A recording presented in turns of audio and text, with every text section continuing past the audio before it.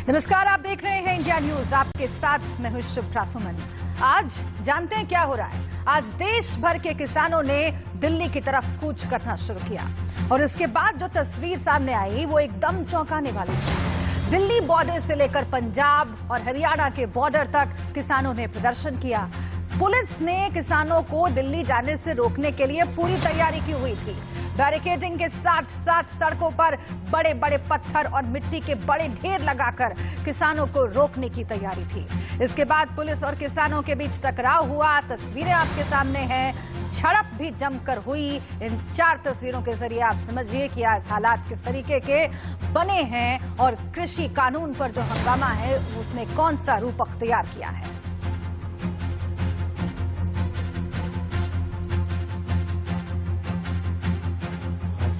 Reform का सवाल है।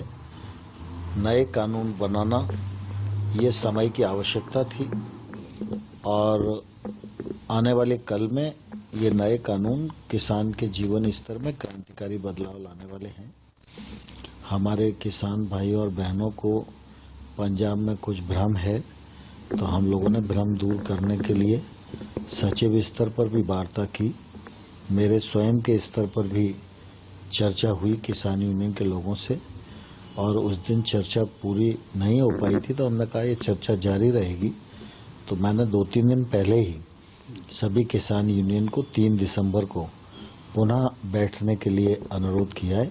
मैं आपके माध्यम से सभी किसान भाइयों और बहनों को अनुरोध करना चाहता हूं कि सरकार पूरी तरह चर्चा के लिए तैयार है। चर्चा के माध्यम से ही रास्ते निकलते हैं, इसलिए कृपा करके वो अपने आंदोलन को स्थगित करें, चर्चा के लिए आएं और हम उनका चर्चा और स्वागत करने के लिए तैयार हैं। तो कई सवाल खड़े हो रहे हैं अब इस आंदोलन को देखते हुए और जिस तरह से इस आंदोलन को रोकने की कोशिश की गई उसके बाद क्या सवाल इंडिया न्यूज पूछ रहा है, जल्दी से आपको मैं बता देती हूं। आखिर किसानों को गुस्सा क्यों आया, और अगर गुस्सा आया है किसानों को तो क्या कोई है जो अन्नदाताओं को भड़का रहा है। इस सवाल के इर्द-गिर्द हम चर्चा करने की कोशिश करेंगे।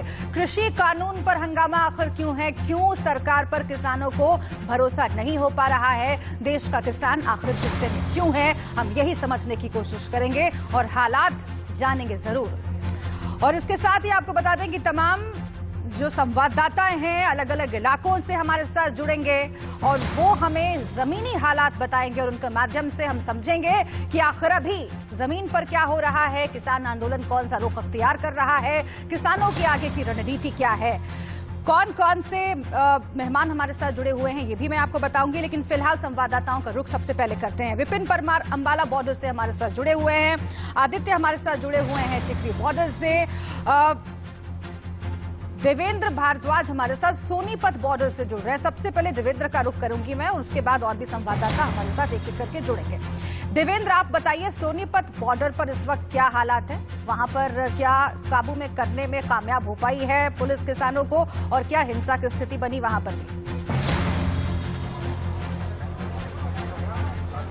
देखिए, बिल्कुल जिस तरह से जो किसान हैं वो दिल्ली की तरफ कूच कर रहे हैं, तो उसके बाद से सीधे तौर पर दिल्ली पुलिस ने ये भी साफ कर दिया है कि उनको अंदर एंट्री नहीं करने दी जाएगी। फिलहाल दिल्ली बॉर्डर को पूरी तरह से सील कर दिया गया है और CISF, BSF के साथ साथ दिल्ली पुलिस के तमाम बड़े संख्या में यहाँ जवान मौजूद हैं और कोशिश यही है कि जो किसान दिल्ली की तरफ कूच कर रहे हैं उनको आगे नहीं आने दिया जाए। और इसी को लेकर जिस तरह से सुबह एक एक गाड़ी को चेक करने के बाद यहाँ से दिल्ली में एंट्री दी जा रही थी, लेकिन फिलहाल यहाँ पूरी तरह से अब बॉर्डर को सील कर दिया गया है और आप सामने देखेंगे तो बाकायदा बैरिकेड्स लगाए गए हैं और सीमेंट के बैरिकेड्स लगाए गए हैं। इसके अलावा जो कटीले तार हैं वो यहाँ लगाए गए हैं।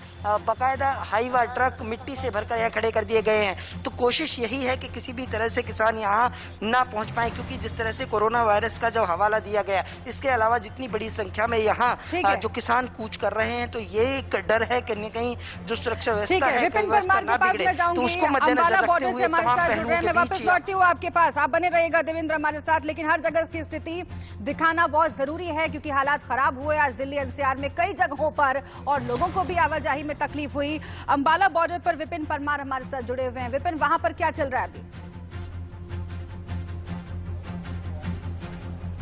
देखिए, यहां से अगर बात करें, लगातार ट्रॉलीज जो है वो बादस्तूर जा रही है, लेकिन काफिला इतना लंबा है कि वो करनाल पहुंच चुका है। जो काफिला सुबह शंभू बॉर्डर पर जिस तरह से एक क्लैश देखने को मिला था, गर्माहट देखने को मिली थी, पुलिस के द्वारा प्रयास किया कि रोका जाए, और जिस तरह से मेरे सहयोगी देवेंद्र बता रहे हैं कि बड़े बड़े सीमेंटेड ब्लॉक्स रखे गए हैं, ट्रक जो है वो मिट्टी से भरकर खड़े कर दिए गए हैं, बैरिकेडिंग लेयर्स बनाई गई हैं, कटीली तारें लगाई गई हैं, ये सारी व्यवस्था शंभू बॉर्डर पर भी थी। लेकिन शंभू बॉर्डर पर एक पुल था जहां पर रोकना थोड़ा आसान था। अब हाईवे पर किसान है और हाईवे पर लगता नहीं कि जो प्रशासन या पुलिस है वो रोक पाने में समर्थ रहेगी, क्योंकि ये पहले भी मिट्टी से भरे हुए ट्रक हटाए जा चुके हैं। अंबाला के बाद कुरुक्षेत्र में, अब करनाल की तरफ जो है कूच हुआ है। ऐसी परिस्थिति में ये हजारों की संख्या में ट्रॉलीज, मोटरसाइकिल्स, गाड़ियों में, चाहे वो युवा किसान है, चाहे बुजुर्ग है, महिलाएं हैं, जो कि महीनों का राशन साथ में लेकर दिल्ली की ओर बढ़ रहे हैं। बिल्कुल, ये बहुत महत्वपूर्ण बात है कि पूरी तैयारी के साथ किसान आए हैं, ये सबसे महत्वपूर्ण है। और ध्यान रखना होगा कि सरकारों को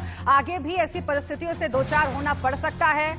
आप बने रहिएगा हमारे साथ। इस बीच हम और भी जगहों का रुख करेंगे। हमारे साथ आदित्य जुड़ रहे हैं टिकरी बॉर्डर से। आदित्य, वहां पर क्या चल रहा है, वहां की तस्वीर भी दिखाइए हमें।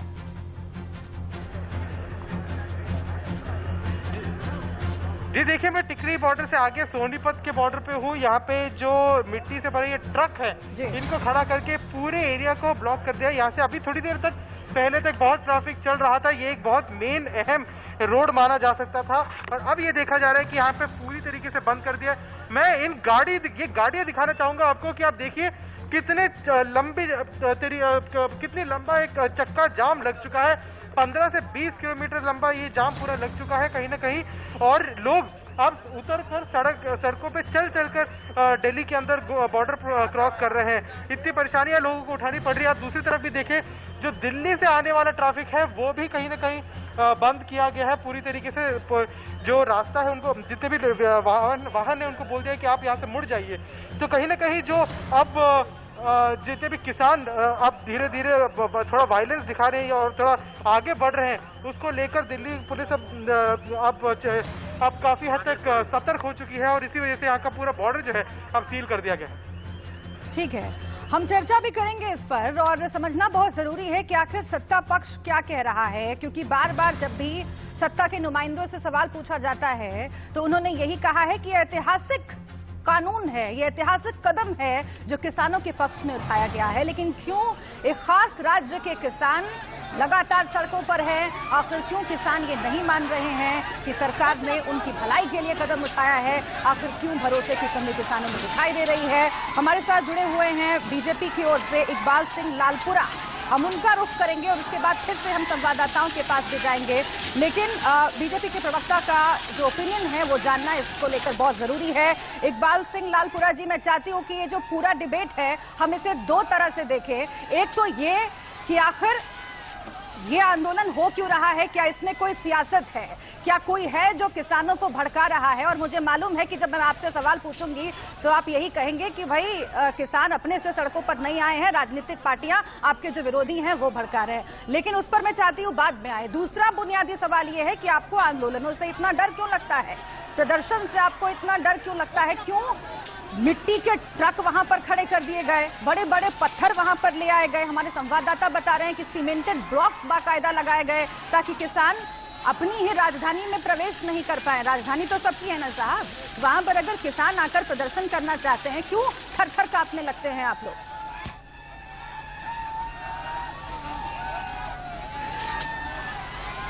राजधानी तो हम सब की है। बात अब कोरोना की महामारी में जो इतने लोग मर रहे हैं, दिल्ली में सबसे ज्यादा कोरोना का जोर है, तो यहाँ और इस बीमारी ना फैले, ये भी तो सरकार की जिम्मेवारी है। दूसरी बात है कि किसानों से बात हो रही है, 2 बार बात हो चुकी है, तो अब जब 2 बार बात हो चुकी है, तीसरी तारीख भी जो निश्चित हो चुकी है 3 दिसंबर, प्रधानमंत्री जी ने कहा है कि हम एमएसपी खत्म नहीं करेंगे। ये बात तोमर जी ने अब भी कही, आज भी कही है, नरेंद्र सिंह तोमर जी कृषि मंत्री ने, और उन्होंने लोकसभा के पटल पे भी ये बात कही। तो इसी स्थिति में जब बातचीत हो रही है तो ये बातचीत अच्छे माहौल में होनी चाहिए, ना कि डर के माहौल में होनी चाहिए। ये जो राजनीतिक लोग हैं इसका फायदा उठाने की कोशिश कर रहे हैं। तो अगर आप राजनीति की बात बाद में करना चाहते हो तो मैं आपकी बात से सहमत हूं, लेकिन कोरोना और लॉ एंड ऑर्डर ये दो इश्यू तो हमेशा ही सरकार के रहे हैं।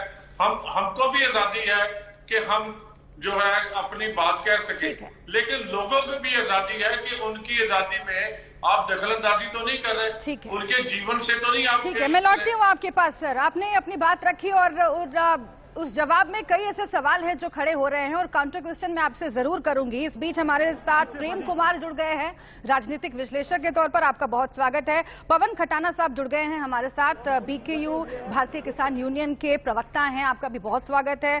लेकिन प्रेम कुमार जी, जो शुरुआत में बीजेपी के प्रवक्ता ने अपने विचार व्यक्त किए, उसमें 2-3 बातें जो हैं मैं चाहती हूं कि आप वो समझाएं हम लोगों को कि कोरोना का डर बता रहे हैं, ये कोरोना के डर की वजह से दिल्ली में किसानों को प्रवेश नहीं करने दिया जा रहा है। जब तमाम देश में लोग ये पूछ रहे थे कि क्या चुनाव अभी होने चाहिए, बड़ी बड़ी रैलियां होनी चाहिए, तब तो कहीं कोरोना का डर नहीं नजर आ रहा था सत्ता पक्ष में। क्या ये एक बहानेबाजी के तौर पर हम देख सकते हैं या फिर वाकई इसकी जरूरत है? दूसरा, क्या सिर्फ बयानों के आधार पर जो नरेंद्र सिंह तोमर कह रहे हैं या खुद प्रधानमंत्री, मैं मानती हूं इस बात को कि उन्होंने भी कहा है, लेकिन क्या सिर्फ बयानों के आधार पर ये कह दिया जाए कि किसान मान लें, या फिर आज अगर किसान सड़कों पर हैं, उनमें विश्वास नहीं है, तो इसकी जिम्मेदारी कहीं ना कहीं बनती है सरकार की भी कि ये बिल पास करने से पहले क्यों नहीं वो कॉन्फिडेंस पैदा किया गया? अब जो कहा जा रहा है कि अच्छे माहौल में बात होनी चाहिए। और तीसरा कि आज जो प्रदर्शन को रोकने की कोशिश हुई है, क्या आपको लगता है कि किसान जब दिल्ली की तरफ कूच कर रहे थे उस तरीके से अगर रोकने की कोशिश नहीं होती तो हिंसा भी नहीं होती? देखिए, बिल्कुल आपने जो 3 सवाल उठाए हैं, जेन्युइन सवाल उठाए हैं। पहली बात यह है कि ये कानून कोरोना के समय में ही लाया गया है और कोरोना की बिल्कुल परवाह नहीं की गई है कि किसी किसान संगठन से कोई मशविरा नहीं हुआ। पॉलिटिकली आपने देखा कि संसद में बिना वोटिंग के गलत तरीके से संविधान को एक्ट को बनाया गया और प्रस्ताव को पारित किया गया, मसौदे को पारित किया गया। इसके अलावा आप देखेंगे कोरोना, आज देखिए देश में 30 करोड़ लोग, चाहे मजदूर हो या किसान हो, आज सड़क पर हैं। 30 करोड़ गरीब मजदूर और किसान सड़क पर हैं क्योंकि मजदूर के विरोध में भी नीतियां बनी हैं। 12 घंटे का काम उन पर थोपा जा रहा है, उनके अधिकार छीने जा रहे हैं, ट्रेड यूनियन अधिकार, और किसानों के लिए भी ऐसी स्थितियां पैदा हो रही हैं कि वो सड़क पर हैं। तो सवाल ये है कि आप कोरोना का भय सिर्फ उन लोगों के लिए, किसानों मजदूरों के लिए है, उनके अधिकार छीनने के लिए है कोरोना। जब नरेंद्र मोदी जी प्रधानमंत्री के तौर पर चुनावी रैली को संबोधित करते हैं तो उनकी आंखों को दिखता नहीं है कि सामने लोग कोरोना का तोड़ के, सोशल डिस्टेंसिंग तोड़ करके उनकी रैलियों में आए हैं। उस वक्त तो आपको नजर नहीं आता, लेकिन जब अधिकार की कोई बात करता है तो जल्दी से दीजिएगा क्योंकि और भी मेहमान है हमारे साथ। जी जी जी, हाँ बिल्कुल बिल्कुल। दूसरा सवाल जो आपका था कि उनकी बात पर भरोसा कर लिया जाए, ठीक है। सवाल सिर्फ छोटा है, एक लाइन में, न्यूनतम समर्थन मूल्य, इसको सुनिश्चित करने की गारंटी आप इस कृषि विधेयक में डाल दीजिए। कोई भी न्यूनतम समर्थन मूल्य से अगर कम पर खरीदेगा अनाज तो उसकी सजा का प्रावधान कर दीजिए। खत्म हो गया विरोध, और कोई विरोध नहीं है। ठीक है, ये सवाल लेकर मैं जरूर जाऊंगी इकबाल सिंह लालपुरा के पास, लेकिन उससे पहले पवन खटाना हमारे साथ जुड़ गए हैं भारतीय किसान यूनियन की तरफ से। पवन खटाना जी, 2 सवाल आपसे। एक तो ये कि अगर नरेंद्र सिंह तोमर खुद कह रहे हैं, प्रधानमंत्री नरेंद्र मोदी कह रहे हैं, संसद के पटल से कहा जा चुका है कि किसानों के लिए ऐतिहासिक बिल है, इंतजार तो कीजिए कि कानून कैसे जमीन पर काम करता है। बिचौलियों से मुक्ति दिलाने के लिए आपको ये कानून लाया गया है। इतने लंबे वक्त से कहा जा रहा था कि किसानों को फसल का वाजिब मूल्य मिलना चाहिए, उसके लिए प्रयास हो रहा है। और दूसरा सवाल कि आखिर क्यों हरियाणा, पंजाब, खासतौर से पंजाब के किसानों में उबाल है, पूरे देश के किसान क्यों खामोश है? क्या सियासत का शिकार हो रहा है किसान देश का?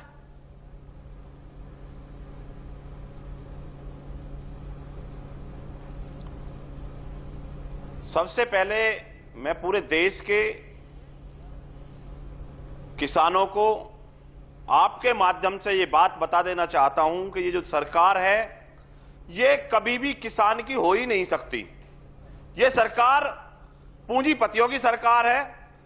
पूरे देश के किसान संगठन या किसी भी किसान एक भी किसान संगठन, किसान नेता और किसान यूनियन के किसी भी एक भी पदाधिकारी ने आज तक इन कानूनों की कोई डिमांड की? कोई डिमांड नहीं है हमारी। दूसरा, हमारा कहना यह है कि जो हम चीज मांगते हैं उसे सरकार दे नहीं सकती। हम कह रहे हैं कि हमारे फसल की न्यूनतम समर्थन मूल्य की घोषणा की जाए। वो न्यूनतम समर्थन मूल्य की जो आप निश्चितता करते हैं उसे आप कानून बनाएं। अभी तक उसको अभी कानून तक नहीं कहाँ बनाते आप। न्यूनतम समर्थन मूल्य मिल जो रहा था? देश सर के मुझे समझाइए ना प्रधानमंत्री जरा, जी- क्योंकि आपके माध्यम से जो लोग ये बात कह रहे हैं कि किसानों में कहाँ मिल रहा कंफ्यूजन है? है, उन अभी तक भी तो नहीं पहुंचना मिल रहा। चाहिए। मैं वही समझने की कोशिश कर रही हूँ। आप कह रहे हैं कि एमएसपी नहीं मिलेगा नहीं। इसके बाद। अभी तक तो 10% से कम लोगों तक एमएसपी का वही। फायदा पहुंच रहा है ना सर, तो क्यों आप लोग अभी- सड़कों पर फिर आकर के? क्या स्थिति बेहतर नहीं होगी इस कानून के आ जाने के बाद?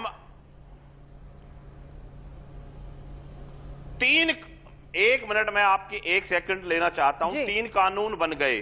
तीनों कानून को बनने के बाद में पूरे उत्तर प्रदेश के किसानों के धान क्या न्यूनतम समर्थन मूल्य पर खरीदे गए? क्या गन्ने का भुगतान कराया गया? क्या हमें कोई जगह ऐसी है कि हम अपनी फसल को वहां ले जाकर के बेच सकते हैं? कोई एक स्थान बताया जाए। जो कोरोना के नाम पर ये बीजेपी के प्रवक्ता महोदय कह रहे हैं, अगर बिहार को लेकर के, अगर यहां बिहार के चुनाव को लेकर के बड़ी रैली की जा रही है भाजपा के कार्यालय पर, तब कोरोना नहीं दिखता इनको। जश्न मनाया जा रहा है भाजपा का, तब कोरोना नहीं दिखता। आज पश्चिम बंगाल में जाकर के भाजपा के राष्ट्रीय अध्यक्ष वहां पर पंचायत करते हैं, तब कोरोना नहीं दिखता। मेरे देश का किसान अपनी बात कहने के लिए यहां पर आ रहा है तो उसको नहीं आने दिया जाएगा। क्या हिंसा इसका उपाय है? क्या हम पूरे लोगों की उत्तर आवाजाही प्रदेश को के रोक हर- देना ये उसका उपाय है? नहीं, हम लोग नहीं है क्या? हम आतंकवादी हैं, हम माओवादी हैं, हम नक्सलवाद हैं। हम इस देश में 70% रहते हैं।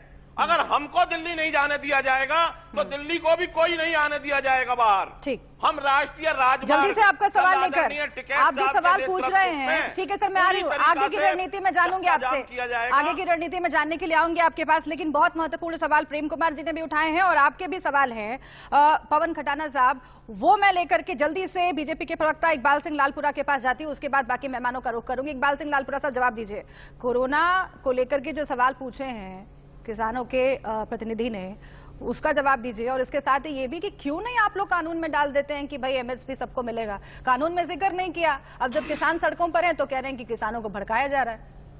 बात यह है कि ये एमएसपी 1964 में 1964 में शुरू हुई थी और उस समय लाल बहादुर शास्त्री जी प्रधानमंत्री से थे।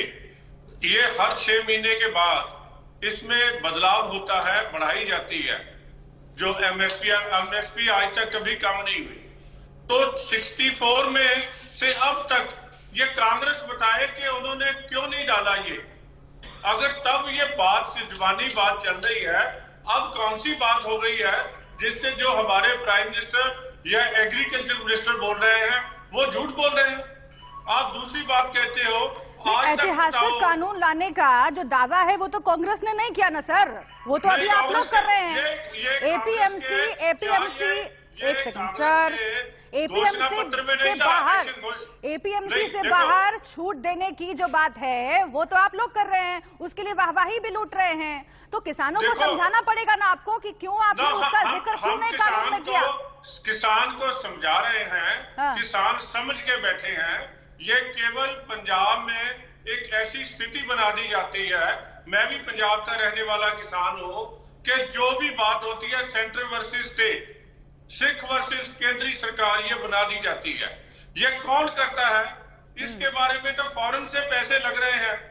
सिख फॉर जस्टिस वाले कहते हैं ये $1 बिलियन देंगे पंजाब और हरियाणा के फार्मर्स को। ठीक है, इसका जवाब लेने के लिए ठीक है, मैं समझ गई आपकी बात, मैं समझ गई आपकी बात। और पंजाब में जो पॉलिटिक्स चली, आपने जो पॉलिटिक्स, हाँ ठीक है, मैं समझ गई सर। लेकिन और भी प्रवक्ता हमारे साथ समाजवादी पार्टी के विवेक साइलेंस जुड़े हुए हैं, आपका भी स्वागत है। लेकिन इंद्रजीत सिंह टीटू जी पहले आपके पास आती है, आरएलडी की ओर से हमारे साथ जुड़े हुए हैं।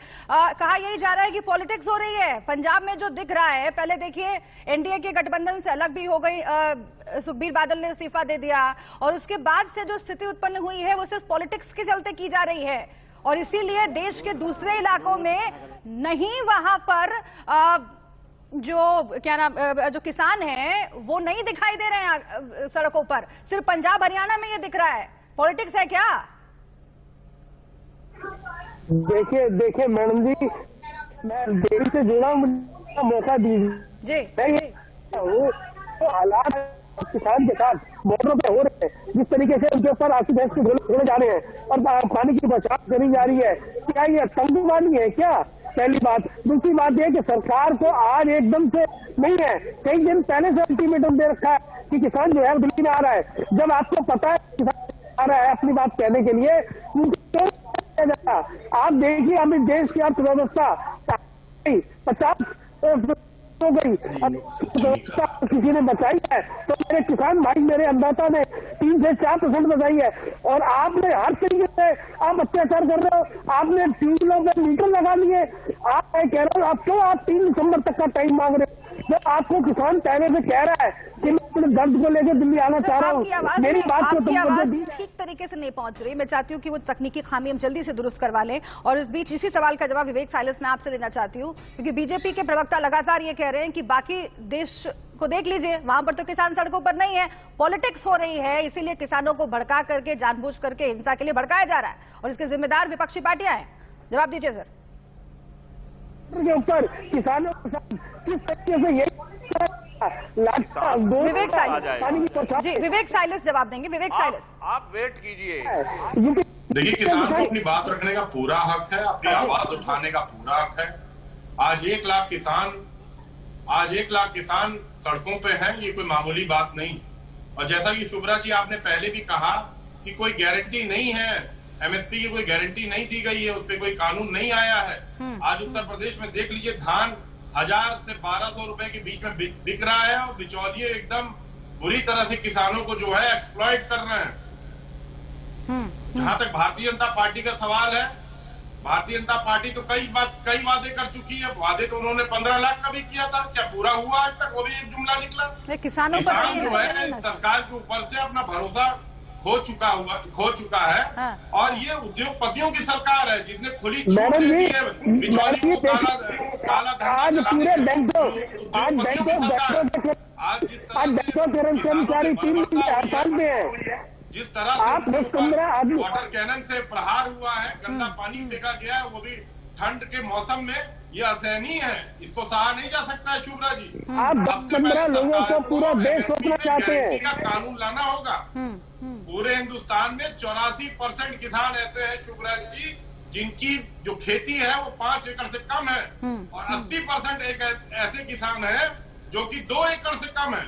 अगर मान लीजिए हमको अपनी फसल का दाम अच्छा भोपाल में मिल रहा है, तो पहले क्या हम अपने ट्रैक्टर पे ला देंगे अपने गल्ले को, उसके बाद उसमें महंगा डीजल भरवाएंगे जो सरकार ने बढ़ा दिया है, उसके बाद हम ट्रैक्टर लेके भोपाल जाएंगे बेचने के लिए?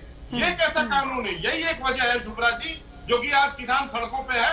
और ये एजुटेशन आगे चलेगा। समाजवादी पार्टी किसानों के हक में, किसानों की ये जो गलत नीति भारतीय जनता पार्टी ने बनाई है उसके खिलाफ समाजवादी पार्टी उत्तर प्रदेश और देश के किसानों के साथ खड़ी हुई है। ठीक है, प्रेम कुमार जी का मैं फिर से एक बार रुक करना चाहती हूँ जल्दी से। प्रेम कुमार जी, क्योंकि सियासत तो चलती रहेगी और जब सियासी पार्टियां कुछ कहती है तो उनका पूरा इतिहास खंगाल लिया जाता है और पहले के जो कच्चे चिट्टे हैं वो भी सामने आ जाते हैं। मैं उनसे सवाल करूंगी उसके संदर्भ में, लेकिन जो बहुत महत्वपूर्ण पॉइंट्स हैं वो ये कि एमएसपी की गारंटी पहले भी नहीं थी। अब जो एक सुरक्षा कवच किसानों के ऊपर था वो भी ऐसा लग रहा है कि सरकार छीन रही है। क्या ये किसानों में भ्रम है या फिर वाकई इसका कोई आधार है? और अगर ये आधार है तो बाकी देश के इलाकों में क्यों नहीं इसका प्रभाव नजर आ रहा है? क्यों कुछ खास इलाकों के किसान ही सड़कों पर नजर आ रहे हैं? और दूसरा, जो इसेंशियल कमोडिटी एक्ट की बार बार बात हो रही है, उसमें से कई ऐसी चीजों को निकाल बाहर करना जिसके बाद सीधा असर किसानों पर, आम लोगों पर पड़ेगा। क्या ये निर्णय लेने से पहले जल्दबाजी दिखाई सरकार ने? देखिए, अभी इकबालपुरा साहब भी कह रहे थे, इकबाल सिंह लालपुरा साहब, कि जो एमएसपी में खामी है वो देश के किसानों को एमएसपी का फायदा नहीं मिल रहा था। बहुत सही बात कर रहे थे, उसको दुरुस्त करने की जरूरत थी, लेकिन इसके बजाय उसको नजरअंदाज कर दिया गया। और जो पंजाब में विरोध दिख रहा है या हरियाणा में विरोध दिख रहा है, तो सबसे ज्यादा एमएसपी सिस्टम या मंडी का सिस्टम स्ट्रांग है, जहां पर की अनाज की खरीद होती है तो इन्हीं 2 राज्यों में होती है। आप आंकड़े देख लीजिए, 60% से ज्यादा खरीद होती है वहां गेहूं की, जो पूरे देश में होती है उसके मुकाबले। तो जाहिर है कि किसानों का हित सबसे ज्यादा यहां प्रभावित हो रहा है। अब राजनीति की अगर बात करें तो वो मैं एक लाइन में बता दूं कि भारतीय जनता पार्टी का खुद का किसान यूनियन भी इस किसान नीति के खिलाफ है। भारतीय मजदूर संघ जो मजदूर का ट्रेड यूनियन संगठन है, वो उनकी मजदूर नीतियों के खिलाफ खड़ा है। इसका मतलब है कि खुद बीजेपी में भी इस विषय पर अच्छे से मंथन नहीं हुआ है। आप बोलेंगे किसानों पर राजनीति नहीं कीजिए, कोरोना पर राजनीति नहीं कीजिए, मजदूरों पर राजनीति नहीं कीजिए, तो खत्म कर दीजिए सारी राजनीतिक दलों को, देश में राजनीति ही बंद हो जाए। आप क्या चाहते हैं? किसानों पर राजनीति क्यों नहीं होनी चाहिए? उनके हितों का सवाल है, उनके सुरक्षा का सवाल है। जल्दी से जवाब दीजिए इकबाल सिंह लालपुरा जी। इकबाल सिंह लालपुरा जी, देश में अगर सड़क नहीं है कई इलाकों में, तो सड़क पहुंचाई जाएगी ना अलग अलग इलाकों में, कि कहा जाए कि भाई सड़कों का सिस्टम ही खत्म कर दिया जाए, अब हर जगह पर बस कच्ची मिट्टी से बनी हुई सड़कें रहेंगी। क्या ये सिस्टम लागू करना चाहते हैं आप लोग? एक सहारा था एमएसपी का जो सिस्टम है उसको दुरुस्त करते, आपने तो उसका नामो निशान मिटाने की कोशिश कर ली है। बिल्कुल ये बात सच नहीं है।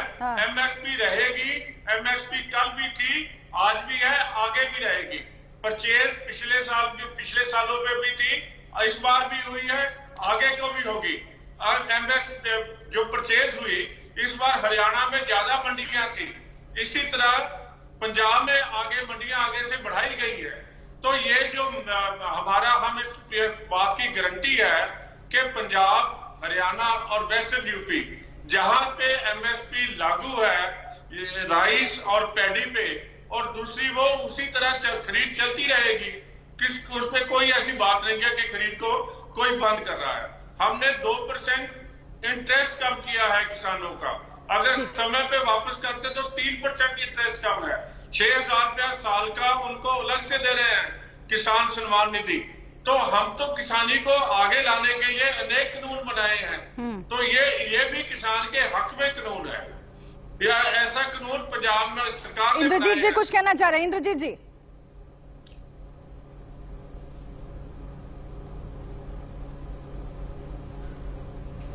आप थोड़ा सा आने वाले समय से घटिए। 60 साल राज करने वाले आप लाल बहादुर शास्त्री जी का जिक्र करते, उनके छोटे बात करते हैं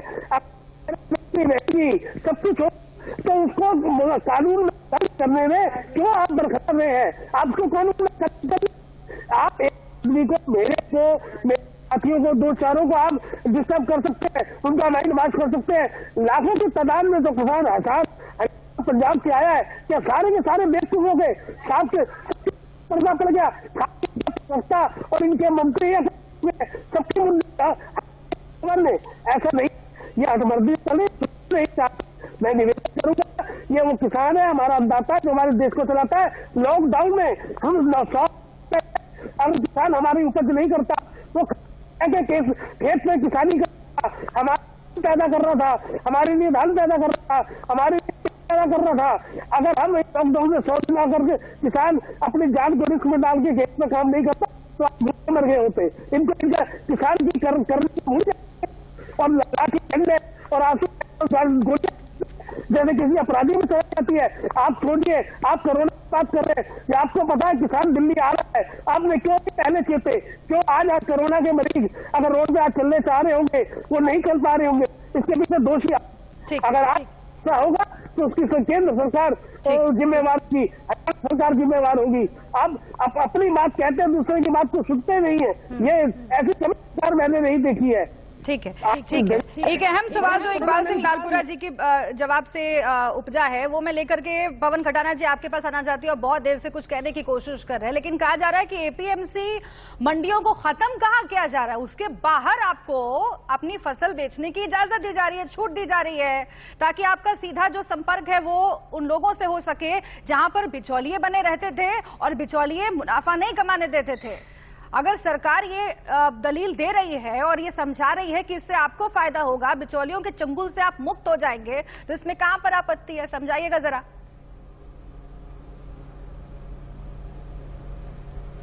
बिचौलियों के चंगुल से मुक्त होने के लिए आपसे मैं आपके माध्यम से बीजेपी के प्रवक्ता महोदय बैठे हैं, अभी कह रहे थे कि हम सड़कों के राजमार्ग जोड़ देंगे, कच्ची सड़क से पक्की सड़क बना देंगे। मैं आपके माध्यम से इनसे ये पूछना चाहता हूं कि मेरे यहां से मेरा दो ट्रॉला धान अगर हम हरियाणा के बॉर्डर से और उसको कर्नाटक ले जाकर के बेचना चाहते हैं तो क्या रेट मिलेगा, उसका क्या तरीका होगा? मुझे गेहूं बेचना है ले जाकर के बिहार में, तो मुझे कौन से रास्ते से जाना होगा कि जिससे मैं वहां बिहार में जाकर के अपना गेहूं बेच सकूं, या मुझे अपनी दलहन और तिलहन बेचना जाकर के उत्तराखंड में, तो वो कौन सा रास्ता होगा जिससे हम जा पाएंगे?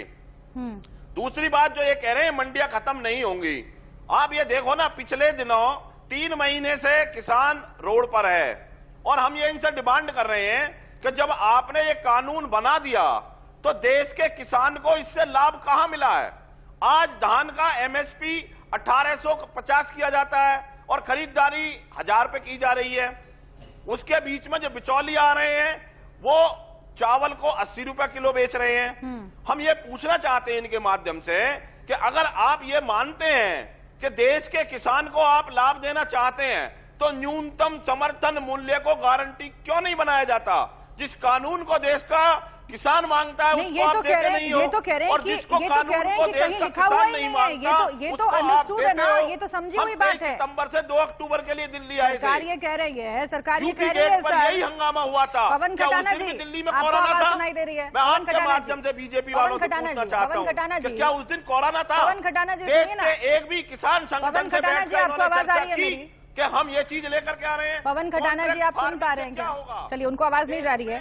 यही सवाल लेकर प्रेम कुमार जी मैं आपके पास आती हूँ कि ये जो बार बार कहा जा रहा है कि एमएसपी खत्म हो जाएगी और सरकार की ये दलील है कि एमएसपी खत्म कहाँ होगी, पहले से अगर आप कह रहे हैं कि कानून में ये क्यों नहीं लिखा हुआ है कि एमएसपी खत्म नहीं होगी, सरकार का कहना है कि ये तो कभी मेंशन नहीं था, ये तो कभी मेंशन नहीं था कि इस फसल के लिए इतनी एमएसपी। तो सरकारों का काम होता है, ये सरकारों का कदम होता है, आगे भी वैसे ही चलता रहेगा, कुछ नहीं बदलेगा। प्रेम जी भी प्रावधान नहीं है कानून में। हाँ। जी लेकिन बात क्या है कि जो एमएसपी है कमजोर है, एमएसपी लागू नहीं हो रही देश के ज्यादातर हिस्सों में। अगर हम इस एमएसपी को सुनिश्चित कर देते, अगर कानून में तय कर देते, जो नहीं है, तो सरकार सही कह रही कि नहीं है, लेकिन आप लाइए इस कानून में एमएसपी को सुनिश्चित कीजिए कि इससे कम में अनाज नहीं बिकेगा, तब कोई किसान का शोषण नहीं कर पाएगा, फिर सारी व्यवस्था कबूल है। ये करने के बजाय सवाल पर सवाल पूछे जा रहे हैं कि एमएसपी की खामी बताई जा रही। खामी तो है, सिस्टम में खामी है एमएसपी में, तभी तो आप सुधार ला रहे हैं। लेकिन ये कैसा सुधार ला रहे हैं कि एमएसपी को सुनिश्चित करने से बचना चाह रहे हैं? आपकी मंशा ही साफ नहीं नजर आती है।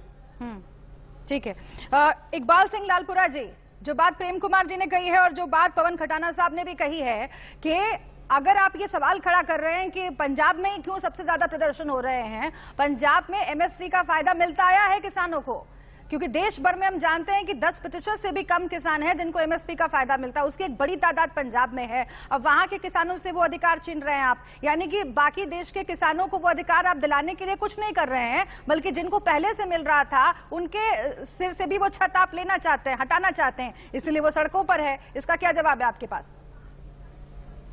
जा रहा है, हमने देश के पूरे किसानों के लिए फैसला किया है।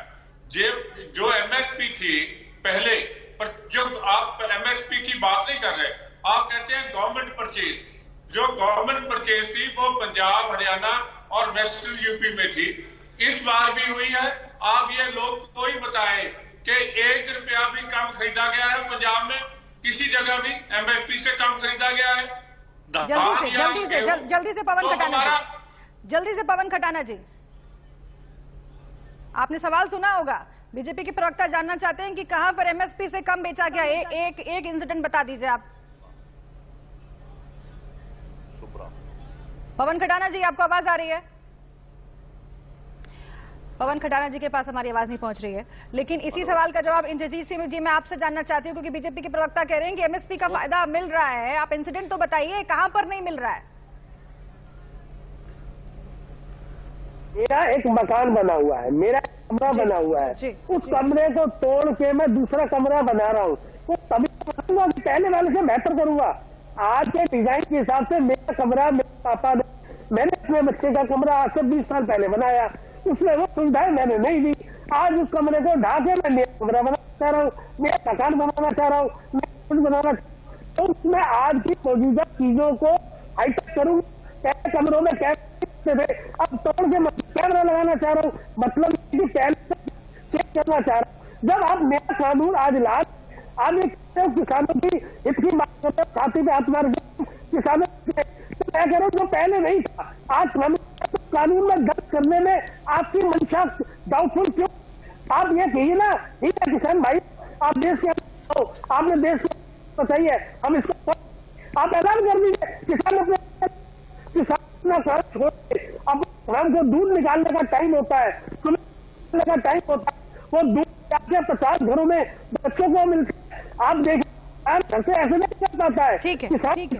करके आप विवेक सालिस जी, आप लोग भी किसानों के पक्ष में बड़ी बड़ी बातें करते हैं, लेकिन अगर अभी तक एमएसपी किसानों तक नहीं पहुंच पा रहा है और 10% से भी कम किसान है जिन तक नहीं पहुंच पा रहा है, अब जब सरकार ये कह रही है कि हम एक ऐसी व्यवस्था बना रहे हैं जहां पर किसानों को खुद अधिकार होगा कि वो उन कंपनियों के संपर्क में रहें, और अगर उनको एक जगह पर सही दाम नहीं मिल रहा है, दूसरे जगह पर सही दाम जहां वो कंपनी दे रही है वहां पर ले जाकर अपनी फसल बेचें, तब क्यों आप लोग इसमें आपत्ति कर रहे हैं? क्यों भड़का रहे हैं किसानों को? अभी तक तो कुछ नहीं कर रहे थे जब तक एमएसपी का फायदा किसानों तक नहीं पहुंच पा रहा था।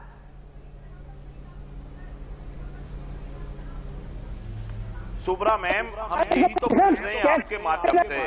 विवेक सालिस जी से सवाल है मेरा, जहां पर अन्याय होगा समाजवादी पार्टी जरूर खड़ी होगी। जैसे हमारे और पैनलिस्ट ने अभी कहा है, सबने बोला, आप एमएसपी पे एक गारंटी का कानून लेकर आइए ना, सारा बवाल खत्म हो जाएगा। एक गारंटी होनी चाहिए कि एमएसपी के नीचे कोई भी बेचता हुआ पकड़ा गया तो उस पर कठोर कार्रवाई होगी, उसको जेल होगी, उसको पेनल्टी होगी। आप लेकर आइए, हम उसका स्वागत करेंगे, हम सरकार को गले लगाएंगे। धन्यवाद। अभी तक तो आप लोग बिचौलियों के चंगुल में किसानों को फंसे हुए रहने दे रहे थे, किसान जूझ रहे थे, किसानों को फसल का वाजिब दाम नहीं मिल रहा था, तब आप लोग कुछ नहीं कर रहे थे। अब जब सरकार कानून लेकर आई है तो आप कह रहे हैं दूसरा कानून लेकर क्यों नहीं आए, एमएसपी का फायदा क्यों नहीं दिला रहे हैं? तो आप लोग अब क्यों बोल रहे हैं साहब? पहले कहां थे आप लोग?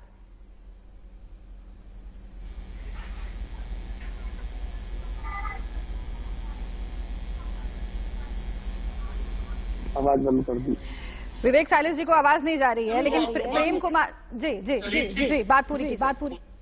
और दिल्ली बॉर्डर पे आपको याद होगा, उस पे भी हमने और आपने डिबेट की थी किसी दूसरे चैनल पे। समाजवादी पार्टी उस समय भी किसानों के साथ खड़ी हुई थी, आपको याद होगा शुभ्रा जी। अरे 80 साल। ठीक है, प्रेम कुमार जी के पास मैं जाती हूं, और बहुत महत्वपूर्ण पॉइंट्स हैं जिनका सच लोगों के सामने आना जरूरी है। देखिए, दो बातें कही जा रही है प्रेम कुमार जी। एक सो इसेंशियल कमोडिटी एक्ट को लेकर के, उसमें से अगर आप आलू को बाहर कर रहे हैं, प्याज को बाहर कर रहे हैं, तो आखिर कैसे काम चलेगा? क्योंकि देखिए, स्टोर करके रखने की जो सुविधा है वो किसान, गरीब किसान जो है उसके पास तो होगी नहीं, जो मालदार लोग हैं उनके पास होगी। वो अभी स्टोर करके रख लेंगे, बाद में वो कहेंगे कि हम महंगे दाम में बेचेंगे जब सीजन चला जाएगा। तो ये इस पर विचार क्यों नहीं हुआ? क्या यही सब वजहें हैं कि किसान आज गुस्से में हैं? और दूसरी बात, जो एपीएमसी मंडियों को लेकर बार बार कही जा रही है कि उसे खत्म नहीं किया जा रहा है। एक तर्क ये भी दिया जाता है कि देखिए, कुछ दिन तक तो एपीएमसी मंडियां चलेंगी, लेकिन चूंकि उसके बाहर का विकल्प किसान के पास मौजूद है, इसलिए धीरे धीरे करके एपीएमसी मंडियां खत्म हो जाएंगी, और उसके बाद जो कंपनीज का कब्जा है, जो पूंजीपतियों का कब्जा है, वो बढ़ जाएगा। क्या आप भी इसको इसी तरह से देखते हैं? पूंजी मंडियां बैंक खुलवाए जा रहे हैं। क्या वो आज की मंडी व्यवस्था में क्या उसको विश्वास है? हाँ। एक बात, अगर मंडी की व्यवस्था में विश्वास है तो पूरे देश में मंडी व्यवस्था को मजबूत करने के लिए काम होना चाहिए, लेकिन सरकार मंडी की व्यवस्था में विश्वास नहीं रख रही है, ऐसा इस कानून से पता चलता है। तो जाहिर है कि मंडी की व्यवस्था के पैरेलल एक व्यवस्था खड़ी करने की कोशिश कर रही है सरकार ने। पूरे बाजार को ई नैम से जोड़ा है, जो हमारा जो ई मार्केट है उससे किसानों को जोड़ने की कोशिश हो रही है। लेकिन आपकी जो आशंका है वो आशंका ये इस मायने में सच है कि किसान जब मंडी व्यवस्था से अपने आप को मजबूत नहीं कर सका, उसकी खामियों को दूर नहीं कर सका, तो अब क्या है जो नई व्यवस्था है जो अब तक सामने भी नहीं आई है और जो खरीदार होंगे मार्केट के। अब दूसरा प्रश्न इसी में जुड़ा हुआ है, जैसे आवश्यक वस्तु जिसमें कि बहुत सारी जो जरूरी चीजें उससे बाहर कर दिया गया, यानी अब जमाखोरी को आप कानूनी जामा पहनाने जा रहे हैं। जब जमाखोरी कौन करेगा? जिनके पास पैसा होगा। आम किसान तो जमाखोरी नहीं कर पाएगा। तो ये जो व्यवस्था होगी तो ये किसान को फायदा होने के बजाय किसी और को फायदा होने वाला है। ये इस बिचौलिए सिस्टम का हम विरोध कर रहे हैं। कई और बिचौलिए सिस्टम पैदा करने जा रहे हैं, बहुत सारे बिचौलिए पैदा होंगे, चाहे वो आवश्यक वस्तु के अधिनियम से जो कुछ अनाज को बाहर करने की बात हो, या फिर इस मंडी व्यवस्था के पैरेलल जो व्यवस्था बाजार बनाने की कोशिश हो रही है उसकी बात हो। तो दोनों व्यवस्था इस तरीके से साफ सुथरी नहीं है। सरकार बता नहीं पा रही कि हम क्या और कैसे करने जा रहे हैं, और न ये कह पा रही कि ये मंडी व्यवस्था खराब है, हम इसको हटाना चाहते हैं। ठोक कर बोलिए कि आप इस मंडी व्यवस्था को हटाना चाहते हैं, वो भी सरकार नहीं बोल पाती है। यही सबसे बड़ी दुविधा की बात है। ठीक है, आखिर क्यों एक पैरेलल व्यवस्था सरकार बना रही है, इसका जवाब लेंगे। लेकिन पवन खटाना जी, मैं आपसे जानना चाहती हूँ, अगर आपको मेरी आवाज आ रही हो, आप सुन पा रहे हैं मुझे? जी। पवन जी, एक और चीज कही जा रही है, कॉन्ट्रैक्ट फार्मिंग। कॉन्ट्रैक्ट फार्मिंग को बढ़ावा देने की बात इन बिलों के माध्यम से सरकार कर रही है, और ये कहा जा रहा है कि सीधे अगर किसानों को छूट होगी कि वो कॉन्ट्रैक्ट पर कितना फसल उगाएंगे, उसका दाम क्या होगा, कहां पर बेचेंगे, पहले से तय होगा, तो किसानों को फायदा होगा। इससे क्या आपत्ति हो जाती है आप लोगों को? देखो, कॉन्ट्रैक्ट फार्मिंग अब से पहले गुजरात में लागू करके देख ली। हाँ। कॉन्ट्रैक्ट फार्मिंग अमेरिका में लागू करके देख ली। जिस चीज को आप पहले लागू कर चुके हो, जो उदाहरण आ चुका है, उससे देश का किसान खत्म हो जाएगा। उसे कोई भी आपने कानून नहीं दिया है कि अगर मैं आलू बोता हूं, कॉन्ट्रैक्ट फार्मिंग में तय होता है कि ये आलू आप खरीदेंगे, उसमें जो 40% आलू खराब होगा उसको वो खरीदेंगे नहीं। उसके दूसरी बात, हम उसमें लेकर के किसी कोर्ट में नहीं जा सकते, उसका कोई फाइनल डिसीजन नहीं दिया है। एक एसडीएम कोर्ट तक हम जाएंगे, अपनी बात कहेंगे, लेकिन सरकार और कानून अब से पहले गुजरात में आलू के चिप्स को लेकर के पूरी चाइनीज जो कंपनी थी उन पर देश ने लड़ाई लड़ी है। पूरा देश का किसान उसके खिलाफ खड़ा हुआ है। आप कैसे मान लोगे कॉन्ट्रैक्ट फार्मिंग से देश के किसान का भला हो जाएगा? कॉन्ट्रैक्ट फार्मिंग से भी जो पूंजीपति और उद्योगपति हैं वो देश के किसान की जमीन को लेना चाहते हैं और देश के किसान को खत्म करना चाहते हैं। ये इनकी एक नीति है, इसको किसी भी कीमत पर हम बर्दाश्त नहीं करेंगे। ठीक है। हमारा एक सूत्रीय कार्यक्रम है। ठीक है। कि देश के किसान को उसकी फसल का वाजिब मूल्य कानून दे दिया जाए। क्यों नहीं देना चाहते? हो रही है, लेकिन अभी तक क्यों नहीं देना चाहते? अभी तक ये हो नहीं पाया। अभी भी किसानों को शक है कि ये सरकार जो कदम उठा रही है वो वाकई इस तरफ जा रही है या किसानों को कुछ और मुसीबत में डालने वाली है। और इसीलिए वक्त मेरे पास बहुत कम है। इकबाल सिंह लालपुरा जी, आपने तमाम बातें सुनी, जो आशंकाएं हैं वो आपने सुनी, आप जवाब दीजिएगा, क्योंकि ये कहा जा रहा है कि पहले से जो सिस्टम है उसके पैरेलल आप एक ऐसा सिस्टम खड़ा करना चाहते हैं, बिना उस सिस्टम को मजबूत किए, एमएसपी सिस्टम को मजबूत किए बिना आप एक ऐसा सिस्टम खड़ा करना चाहते हैं जो कि पूंजीपतियों के हक में है। और कॉन्ट्रैक्ट फार्मिंग की अगर बात है, गुजरात में आप देख चुके हैं, बाकी बहुत जगहों पर वो करके देखा जा चुका है, लेकिन नुकसान हुआ, फायदा नहीं हुआ। बिहार में एपीएमसी मार्केट को खत्म करके देख लिया आप लोगों ने, किसानों की स्थिति बहुत सुधर गई क्या? तो अगर ये सारे अनुभव हैं तो क्यों देश के किसानों को भरोसा में नहीं ले पा रहे हैं आप लोग? किसान 2 साल बाद प्याज, आलू, टमाटर सड़कों पे फेंकता था। इस बार पंजाब में 30 रुपए किलो आलू किसान का खेत से खरीदा गया है। हमारे किसान के पास जमा करने के लिए, रखने के लिए, स्टोर करने के लिए जगह नहीं थी। इसलिए अगर वो माल को सस्ते भाव बेचता या सड़क पे गिरा देता, इस बार उसको गारंटी है कि दूसरे लोग खरीद सकते हैं, तो वो माल बिक रहा है। उसमें जो जब ये रेट बढ़ेंगे तो हमने प्राइस के साथ एसेंशियल कमोडिटी को जोड़ दिया है कि प्राइस इससे ज्यादा नहीं बढ़ सकते, उसमें सरकार इंटरफियर करेगी। हमने कुछ करना नहीं है, हमने कुछ किया नहीं है। अब जब भारतीय जनता पार्टी कुछ कर रही है तो हम कहीं ना कहीं से कोई कागज निकाल के ले आते हैं कि ऐसी एप्रीहेंशन हो जाएगा, ऐसा डर है, ऐसी तो बात भारतीय है। जनता पार्टी बीजेपी की सरकार की ओर से लगातार ये कहा जा रहा है कि किसानों के हक में ये बिल है, लेकिन आपने तमाम और भी पक्ष सुने और जो किसान सड़कों पर उतरे हुए हैं वो भी इसी मूड में हैं कि आगे ये प्रदर्शन चलता रहेगा। किस तरीके से सरकार इसे हैंडल करेगी ये देखना होगा। बहुत शुक्रिया आप सभी का हमसे बातचीत करने के लिए, इस चर्चा में शामिल होने के लिए। एक छोटे से ब्रेक के लिए हम यहाँ पर रुक रहे हैं। तमाम जमा पहनाने जा रहे हैं। जब जमाखोरी कौन करेगा? जिनके पास पैसा होगा। आम किसान तो जमाखोरी नहीं कर पाएगा। तो ये जो व्यवस्था होगी तो ये किसान को फायदा होने के बजाय किसी और को फायदा होने वाला है। ये इस बिचौलिए सिस्टम का हम विरोध कर रहे हैं। हम कई और बिचौलिए सिस्टम पैदा करने जा रहे हैं। बहुत सारे बिचौलिए पैदा होंगे, चाहे वो आवश्यक वस्तु के अधिनियम से जो कुछ अनाज को बाहर करने की बात हो, या फिर इस मंडी व्यवस्था के पैरेलल जो व्यवस्था बाजार बनाने की कोशिश हो रही है उसकी बात हो। तो दोनों व्यवस्था इस तरीके से साफ सुथरी नहीं है। सरकार बता नहीं पा रही कि हम क्या और कैसे करने जा रहे हैं, और न ये कह पा रही कि ये मंडी व्यवस्था खराब है, हम इसको हटाना चाहते हैं। ठोक कर बोलिए कि आप इस मंडी व्यवस्था को हटाना चाहते हैं, वो भी सरकार नहीं बोल पाती है। यही सबसे बड़ी दुविधा की बात है। ठीक है, आखिर क्यों एक पैरेलल व्यवस्था सरकार बना रही है, इसका जवाब लेंगे। लेकिन पवन खटाना जी, मैं आपसे जानना चाहती हूँ, अगर आपको मेरी आवाज आ रही हो, आप सुन पा रहे हैं मुझे? जी पवन जी, एक और चीज कही जा रही है, कॉन्ट्रैक्ट फार्मिंग। कॉन्ट्रैक्ट फार्मिंग को बढ़ावा देने की बात इन बिलों के माध्यम से सरकार कर रही है, और ये कहा जा रहा है कि सीधे अगर किसानों को छूट होगी कि वो कॉन्ट्रैक्ट पर कितना फसल उगाएंगे, उसका दाम क्या होगा, कहां पर बेचेंगे, पहले से तय होगा, तो किसानों को फायदा होगा। इससे क्या आपत्ति हो जाती है आप लोगों को? देखो, कॉन्ट्रैक्ट फार्मिंग अब से पहले गुजरात में लागू करके देख ली। हाँ, कॉन्ट्रैक्ट फार्मिंग अमेरिका में लागू करके देख ली। जिस चीज को आप पहले लागू कर चुके हो, जो उदाहरण आ चुका है, उससे देश का किसान खत्म हो जाएगा। उसे कोई भी आपने कानून नहीं दिया है कि अगर मैं आलू बोता हूं, कॉन्ट्रैक्ट फार्मिंग में तय होता है कि ये आलू आप खरीदेंगे, उसमें जो 40% आलू खराब होगा उसको वो खरीदेंगे नहीं। उसके दूसरी बात, हम उसमें लेकर के किसी कोर्ट में नहीं जा सकते, उसका कोई फाइनल डिसीजन नहीं दिया है। एक एसडीएम कोर्ट तक हम जाएंगे, अपनी बात कहेंगे, लेकिन सरकार और कानून अब से पहले गुजरात में आलू के चिप्स को लेकर के पूरी चाइनीज जो कंपनी थी उन पर देश ने लड़ाई लड़ी है। पूरा देश का किसान उसके खिलाफ खड़ा हुआ है।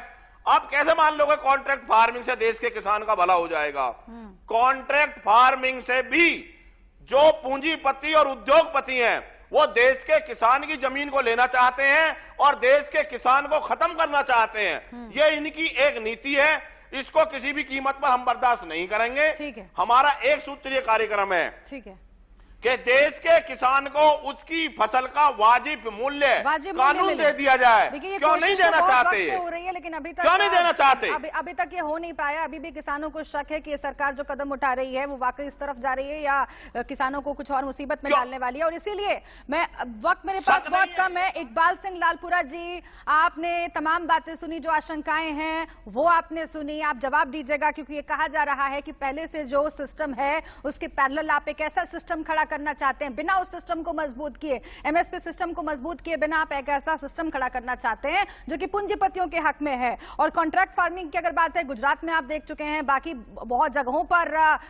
वो करके देखा जा चुका है, लेकिन नुकसान हुआ, फायदा नहीं हुआ। बिहार में एपीएमसी मार्केट को खत्म करके देख लिया आप लोगों ने, किसानों की स्थिति बहुत सुधर गई क्या? तो अगर ये सारे अनुभव हैं तो क्यों देश के किसानों को भरोसा में नहीं ले पा रहे हैं आप लोग? किसान 2 साल बाद प्याज, आलू, टमाटर सड़कों पे फेंकता था। इस बार पंजाब में 30 रुपए किलो आलू किसान का खेत से खरीदा गया है। हमारे किसान के पास जमा करने के लिए, रखने के लिए, स्टोर करने के लिए जगह नहीं थी। इसलिए अगर वो माल को सस्ते भाव बेचता या सड़क पे गिरा देता, इस बार उसको गारंटी है कि दूसरे लोग खरीद सकते हैं, तो वो माल बिक रहा है। उसमें जो जब ये रेट बढ़ेंगे तो हमने प्राइस के साथ एसेंशियल कमोडिटी को जोड़ दिया है कि प्राइस इससे ज्यादा नहीं बढ़ सकते, उसमें सरकार इंटरफियर करेगी। हमने कुछ करना नहीं है, हमने कुछ किया नहीं है। अब जब भारतीय जनता पार्टी कुछ कर रही है तो हम कहीं ना कहीं से कोई कागज निकाल के ले आते हैं कि ऐसी एप्रीहेंशन हो जाएगा, ऐसा डर है, ऐसी तो बात भारतीय है। जनता अरे पार्टी बीजेपी की सरकार की ओर से लगातार ये कहा जा रहा है कि किसानों के हक में ये बिल है, लेकिन आपने तमाम और भी पक्ष सुने और जो किसान सड़कों पर उतरे हुए हैं वो भी इसी मूड में हैं कि आगे ये प्रदर्शन चलता रहेगा। किस तरीके से सरकार इसे हैंडल करेगी ये देखना होगा। बहुत शुक्रिया आप सभी काम से बातचीत करने के लिए, इस चर्चा में शामिल होने के लिए।